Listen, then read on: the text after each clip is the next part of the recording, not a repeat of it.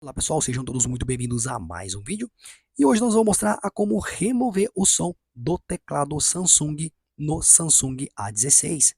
E para fazer isso, vamos então até o painel de configurações, som e vibração. Chegando nessa tela, vamos em som do sistema.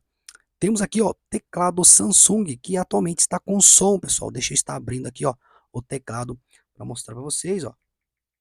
Então ele está com som, ó, ok? Então para removê-lo é só desmarcar essa caixinha. Desmarcou o teclado Samsung, retornar lá, ó, não vai emitir nenhum som aqui, tá ok? Bom, na tela final vai aparecer alguns vídeos, talvez possa lhe interessar. Espero também ter te ajudado de alguma forma. Não se esqueça aí de curtir, se inscrever e até a próxima. Tchau, tchau.